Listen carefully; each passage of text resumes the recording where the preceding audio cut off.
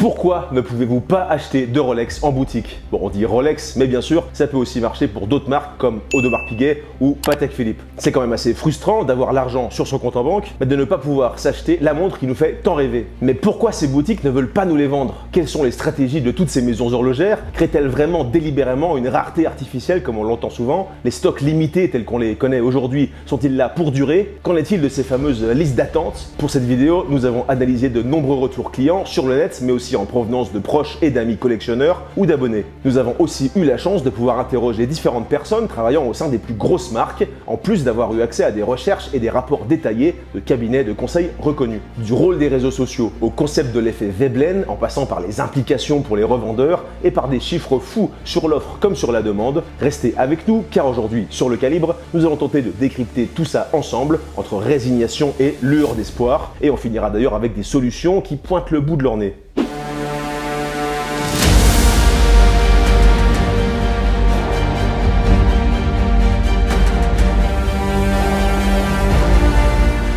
La principale raison des difficultés à se procurer une montre de ces marques en boutique, c'est bel et bien la différence entre l'offre d'un côté et la demande de l'autre. Bah ouais, logique.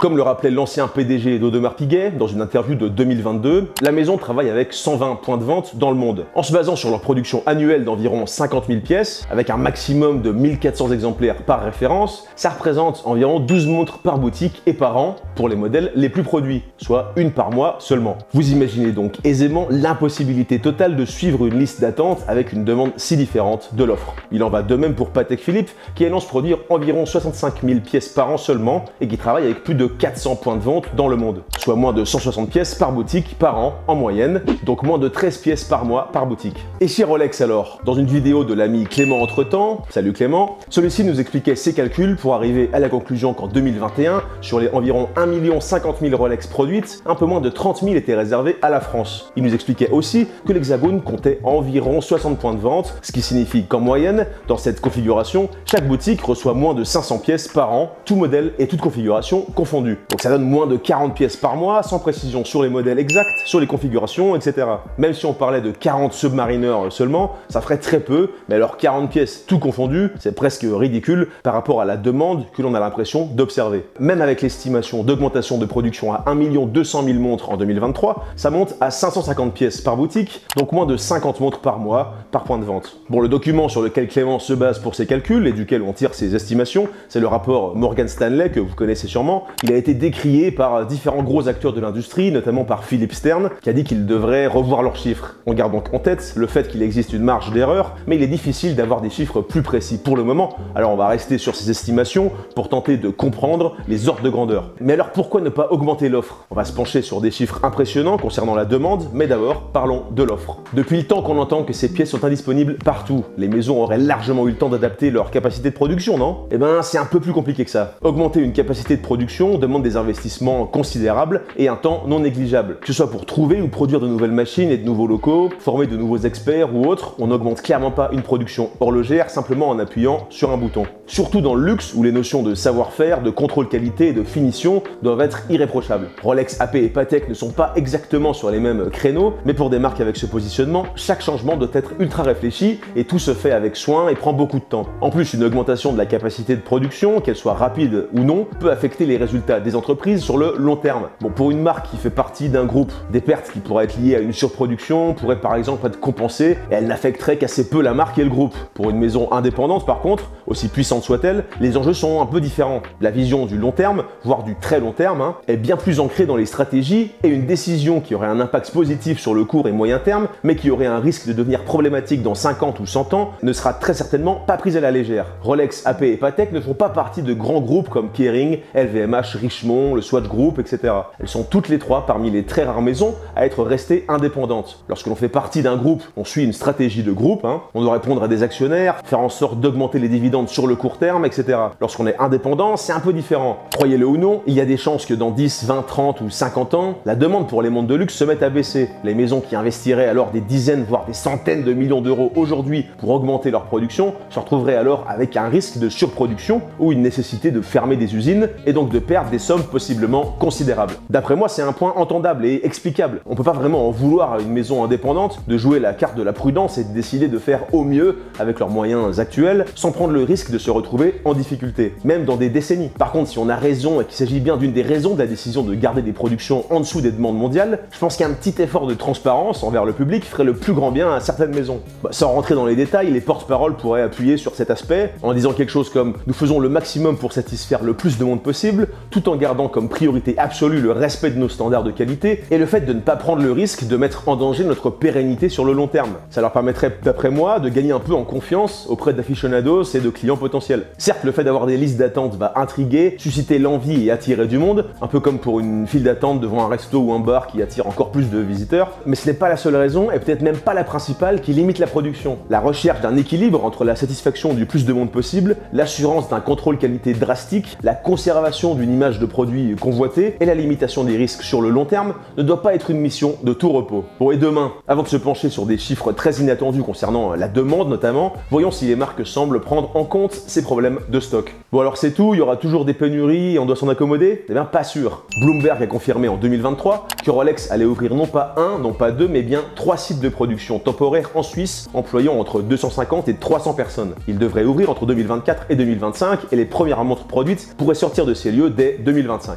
De nouvelles annonces parlent aussi du projet d'une nouvelle usine à Bulle, dans le canton de Fribourg, qui représenterait un investissement d'1 milliard de francs suisses. L'usine, qui s'étendra sur 2 parcelles de 100 000 m² au total, devrait ouvrir en 2029 et employer 2000 personnes de plus. C'est pour nous une preuve assez claire du fait que la marque à la couronne ait décidé d'écouter la grogne des foules et de faire en sorte d'être en mesure de répondre au moins un peu plus à une demande toujours croissante. Alors est-ce que ça va résulter en une baisse drastique des prix sur le marché gris, voire d'une baisse de la hype si les Daytona, les JMT Master et les Day-Date sont trouvables simplement en se rendant en boutique, comme la grande majorité des produits du marché? Dites-nous ce que vous en pensez en commentaire. Profitez-en pour liker la vidéo et pour vous abonner pour nous soutenir. Du côté d'AP et de Patek, les maisons ont souvent rappelé qu'elles ne voulaient pas passer à des volumes de production aussi gigantesques que Rolex et son million de montres produites par an. Thierry Stern, propriétaire de la marque Patek Philippe, rappelait en 2022 qu'ils étaient environ à leur production maximum et qu'ils ne pouvaient pas faire bien plus que les 65 000 pièces annuelles, bien que le récent rapport de Morgan Stanley parle de 70 000 pièces vendues en 2023. Si Audemars Piguet, en 2022 également, le PDG de l'époque, François-Henri Benamias, expliquait que leur nouveau site de production contemporain aux espaces modulables, capable de s'adapter aux besoins futurs, devrait permettre d'augmenter la production à 80 000 pièces par an d'ici quelques années. Bon, alors est-ce que tout ça suffira à calmer les pénuries permanentes? Pas sûr non plus. Ça devrait quand même améliorer la situation, non? Le rapport 2023 de Morgan Stanley parle en tout cas de 51 000 pièces vendues par la maison à l'origine de la Royal Oak.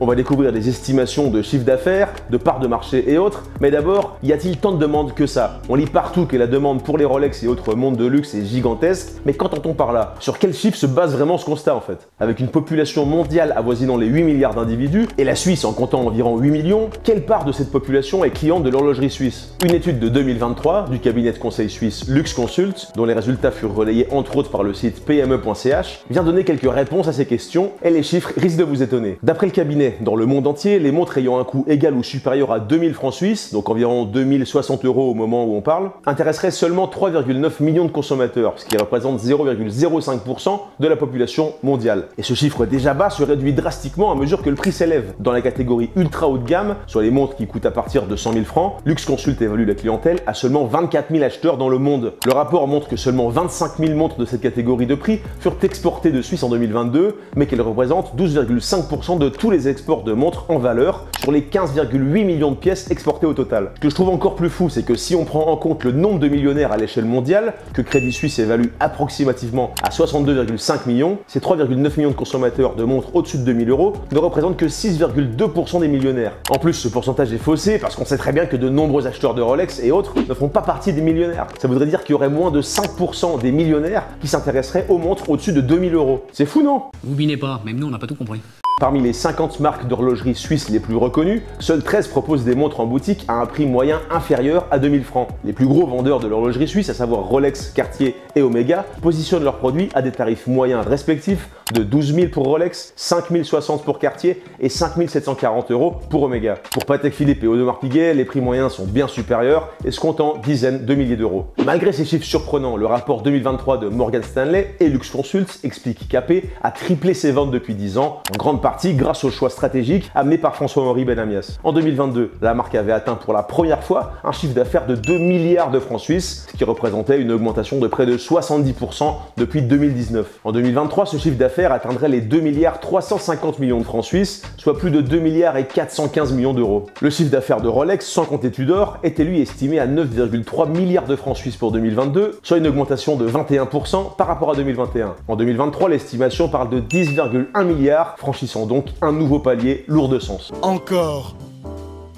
Ça fait beaucoup là, non? La marque à la couronne représenterait 30% de part de marché des ventes de montres suisses dans le monde sur cette année, contre 29% en 2022. Le chiffre d'affaires de Patek Philippe, pour une estimation de 70 000 pièces vendues, on le rappelle, est lui de 2 milliards 50 millions de francs suisses, ce qui représente une augmentation non négligeable encore une fois par rapport aux 1,8 milliard de 2022. Il semblerait bien donc que la demande continue d'augmenter, tout comme les prix boutiques, et ces marques continuent de sortir leur épingle du jeu avec brio. Mais d'où vient cette demande? C'est vrai ça, comment se fait-il que le gap entre la demande et l'offre soit si énorme? Bon, avant de découvrir si ces pénuries font du bien à l'industrie, penchons-nous sur quelques raisons de cette importante demande. Comme on en a déjà parlé sur le calibre, d'habitude en baissant le prix d'un produit, on augmente mécaniquement la demande, puisqu'il devient accessible à plus de monde tout simplement. Au contraire, quand on augmente le prix d'un produit, on fait baisser la demande, puisqu'il devient accessible à moins de monde. Jusqu'ici, tout est plutôt logique, même sans avoir fait une école de commerce. Mais depuis la fin du 19e siècle, on a assisté au développement d'une nouvelle logique. Pour certains produits, augmenter le prix ferait aussi augmenter la demande. Plus un produit est cher, et plus il deviendra intéressant pour certains,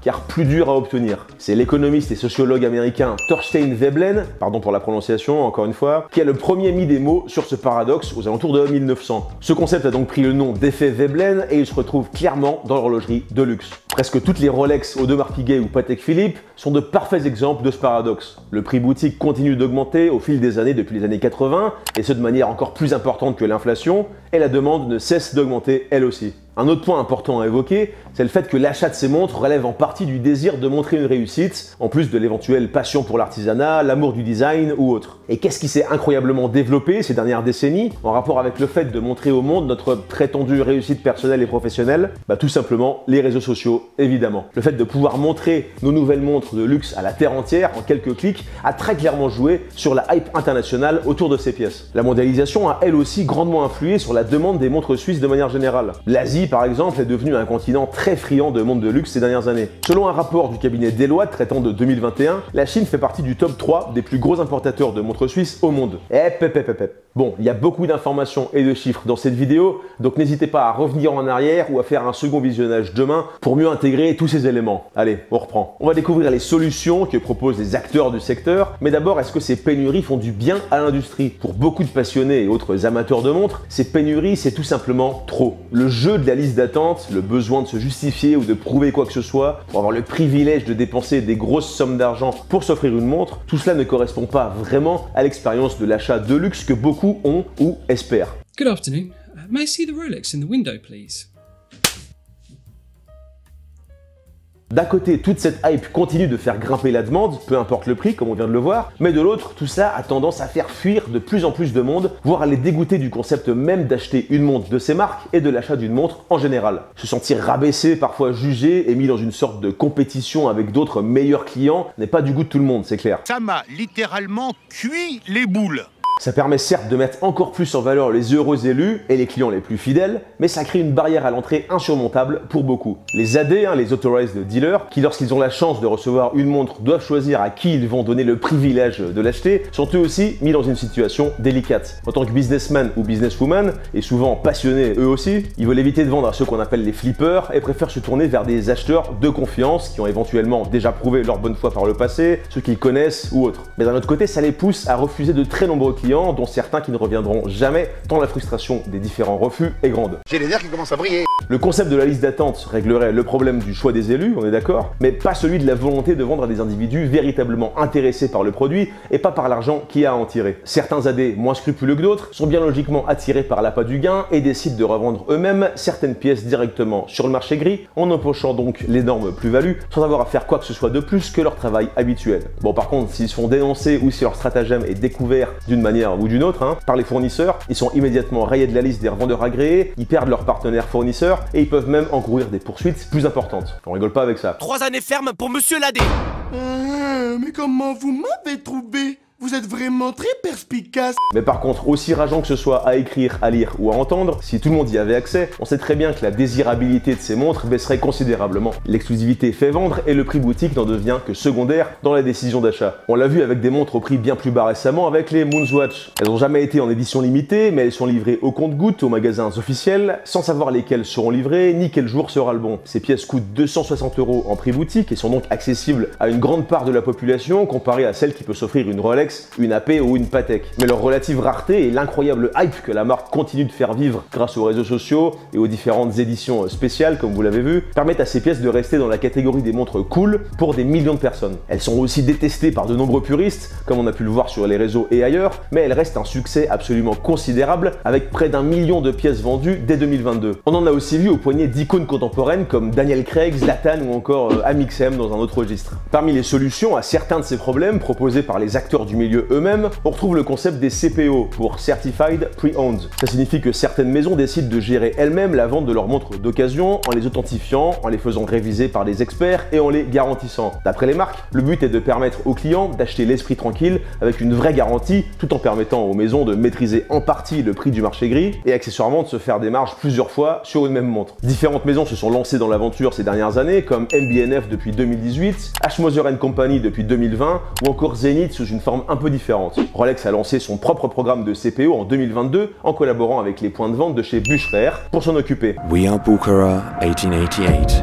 Audemars Piguet a annoncé qu'elle lancerait son programme de CPO en fin d'année 2023 en utilisant son propre réseau de boutiques, contrairement à Rolex. Du moins c'est ce qu'on pensait jusqu'au 24 août 2023, date de l'annonce officielle selon laquelle Rolex rachetait purement et simplement Bucherer. Selon le communiqué de presse, ce serait afin de pérenniser le partenariat entre les deux entreprises et de prolonger leur histoire commune. On apprenait aussi que Bucherer allait garder son nom et continuer d'exercer son activité de manière autonome et que la collaboration fructueuse de Rolex avec les autres détaillants officiels de son réseau resterait inchangée. Une anecdote incroyable à propos de cette collaboration qui remet les choses en perspective, Bucherer distribue Rolex depuis 1924, soit 19 ans seulement après sa création en 1905. Jörg Bucherer, président du conseil d'administration au moment du rachat, représentait la 3e génération de la famille à la tête du réseau, mais il était aussi la dernière personne encore active qui ait connu et collaboré avec Hans Wilsdorf, le fondateur de Rolex en personne. Ce businessman a sûrement bu des cafés avec Hans Wilsdorf avant de revendre son groupe à Rolex des décennies plus tard. On a souvent l'impression que Rolex a toujours été là, mais en découvrant ce genre d'infos, on se rappelle qu'en fait, elle est née hier tout simplement. Bref, Jörg devait rester le président d'honneur du groupe Bucherer suite à ce rachat, une belle preuve de leur respect mutuel et de leur lien d'amitié, mais ce visionnaire s'est éteint début novembre 2023, quelques mois seulement après la vente de son empire. On profite de cette vidéo pour lui rendre hommage. Mais revenons au CPO. Qu'en est-il de Patek Philippe par exemple? Philippe Stern a tout simplement dit que la marque ne rentrerait pas dans ce marché. Parmi ses arguments, il explique vouloir se concentrer sur la production de montres neuves et il a dit vouloir s'adresser aux revendeurs EAD qui s'intéressaient à ce business en disant « Vous voulez le faire, mais comment allez-vous réparer ces montres? Et qu'en est-il du prix? Vous sentirez-vous à l'aise de proposer la montre neuve à 50 000 $ et la même montre d'occasion à 200 000 $? C'est pas facile à gérer. C'est vrai que ça se comprend. Le problème, c'est que d'après les premières observations, notamment concernant le CPO Rolex, les prix des pièces CPO sont au même niveau, voire supérieurs au prix du marché gris classique. Certes, les pièces sont révisées et authentifiées par des experts de la maison, mais le fait de tout garder en interne devrait permettre de proposer des prix d'occasion plus raisonnables, non? Pensez-vous qu'à terme, les CPO vont aider à contrôler un peu les disponibilités et les prix du marché de la revente? Dites-le nous en commentaire. Bon, et que faire d'autre, à part prendre son mal en patience? Eh ben, éventuellement s'intéresser à des pièces vintage, moins recherchées, qui transmettent certaines valeurs similaires aux pièces introuvables et qui vous apporteront parfois un plaisir comparable, voire plus important que des pièces neuves. C'est en tout cas un des choix que beaucoup de monde, notamment les membres des jeunes générations, semblent faire. Dans un rapport de Deloitte, on découvre le témoignage d'un expert horloger de la Fondation de la Haute Horlogerie disant que l'essor des secteurs du vintage et de l'occasion est formidable et alimenté non seulement par le rapport qualité-prix, mais aussi par l'essor d'une économie plus circulaire et donc responsable. Le cabinet explique aussi que selon les estimations, les ventes annuelles de montres d'occasion passeront de 20 milliards de francs suisses, donc 20,91 milliards d'euros en 2022, à 35 milliards de francs suisses, donc 36,58 milliards d'euros d'ici 2030. Ça signifierait que les montres de luxe d'occasion représenteraient alors presque la moitié du marché global. Et vous portez du vintage? Ou vous avez peut-être d'autres solutions à ces problèmes de pénurie? A tout de suite dans une des 2 vidéos qui s'affichent, et ciao les calibrés.